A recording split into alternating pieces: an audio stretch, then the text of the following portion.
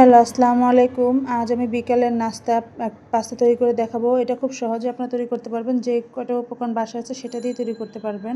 সেজন্য এখানে আমি প্রথম পাস্তাগুলো সিদ্ধ করে নিচ্ছি। পাস্তাটা সিদ্ধ করার জন্য পানির মধ্যে আমি লবণ আর একটু তেল দিয়ে দিয়েছিলাম যাতে না লাগে। তারপরে আমি একটা কড়াই বসিয়ে দিলাম। কড়াইয়ের মধ্যে অল্প একটু তেল দিব। প্রথমে অল্প একটু তেল দিব, দিয়ে তার মধ্যে পেঁয়াজ আর কাঁচামরিচটা একটু ভেজে নিব। তারপরে এটা একটু যখন হালকা ভাজা হয়ে যাবে তখন আমি এর মধ্যে দিয়ে দিব মাংস কুচি করে রেখেছিলাম। সেই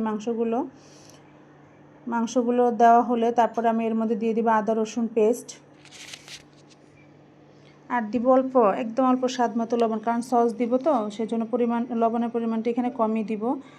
এটা মাংসটা যখন সিদ্ধ হয়ে যাবে তখন আমি এর মধ্যে ডিম দিয়ে দিব। আমি কিন্তু আলাদা করে মুরগিটা আবার উঠিয়ে রাখিনি, আমি এর মধ্যেই দিয়ে দিয়েছি ডিম 2টা দিব। ডিম দিয়ে তার মধ্যে একটু লবণ দিয়ে তারপরে এগুলো একসাথে ফেটে ভালো করে ভাজা করে নিব। যখন ডিম তারপর মুরগি ভালো করে ভাজা হয়ে যাবে তখন আমি এর মধ্যে ম্যাগি মশলা দিয়ে দিচ্ছি। ম্যাগি মশলাটা অপশনাল, এটা স্বাদ বাড়ানোর জন্য, আপনারা চাইলে দিতে পারেন, যদি বাসায় না থাকে দেওয়ার দরকার নেই, কিন্তু আমি এটা পাস্তায় দিলে ভালো লাগে দেখে আমি এটা দিই।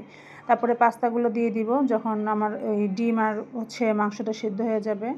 পাস্তাগুলো অল্প অল্প করে দিব, দিয়ে ভালো করে এর সাথে মিক্সড করব। তারপর দিয়ে দিব সয়া সস এখানে আমি 2 চামচ দিয়েছি। ভালো করে নেড়ে চেড়ে আমি এখন পাস্তাটা নামিয়ে নেব। এই তো খুব চটজলদি একটা পাস্তা তৈরি করে ফেললাম।